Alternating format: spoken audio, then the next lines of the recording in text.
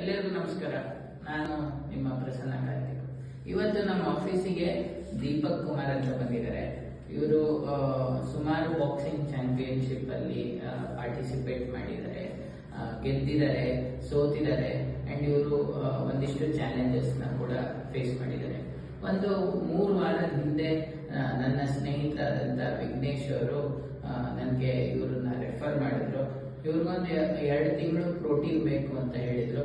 ಅಲ್ಲಿಂದ ನಮ್ಮ ಇವರ ನಡುವೆ ಒಂದು ರಿಲೇಶನ್ಶಿಪ್ ಬೆಳೆಯಕ್ಕೆ ಸ್ಟಾರ್ಟ್ ಆಯ್ತು.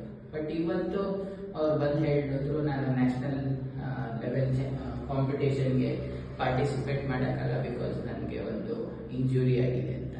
ಸೊ ನೆಕ್ಸ್ಟ್ ಏನಪ್ಪ ದೀಪಕ್ ಅಂತ ಕೇಳಿದಾಗ, ಸ್ಟೇಟ್ ಲೆವೆಲ್ ಅಲ್ಲಿ ಸೆಲೆಕ್ಷನ್ ಇದೆ ನಾಳೆಯಿಂದ, ಬಟ್ ನಾನು ಸೆಲೆಕ್ಷನ್ ಆಗೋದು ಡೌಟು ಅಂತ ಹೇಳ್ತಾ ಇದ್ರು.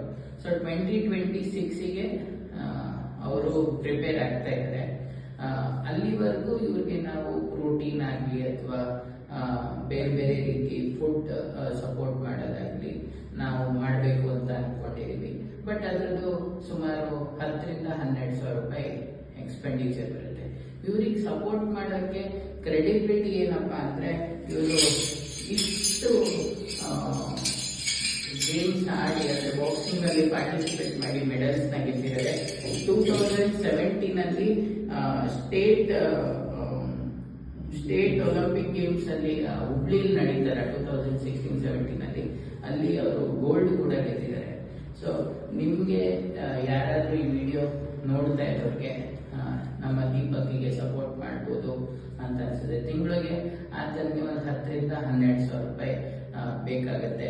ನೀವು 1,000 ಕೊಡ್ತಿರೋ, 2,000 ಕೊಡ್ತಿರೋ, 3,000 ಕೊಡ್ತಿರೋ, ಎಷ್ಟು ಕೊಡ್ತಿರೋ, ಒಂದು 7-8 ತಿಂಗಳಿಗೆ ನೀವು ಸಪೋರ್ಟ್ ಮಾಡ್ತೀರಾ ಅಂತ ಅನ್ಸಿದ್ರೆ ನೀವು ದೀಪಕ್ ಬ್ಯಾಂಕ್ ಡೀಟೇಲ್ಸ್ ನ ನಾವು ನಿಮ್ಗೆ ಈ ವಿಡಿಯೋ ಕೆಳಗಡೆ ಮೆನ್ಷನ್ ಮಾಡಿರ್ತೀವಿ. ನಮ್ಮ ಲೋಕಲ್ ಹುಡುಗ ನಾ ಬೆಳೆಸಬೇಕು ಅಂತ ನಿಮ್ಗೆ ಅನ್ಸಿದ್ರೆ ದೀಪಕ್ಗೆ ಸಪೋರ್ಟ್ ಮಾಡಿ. ನಮಸ್ಕಾರ.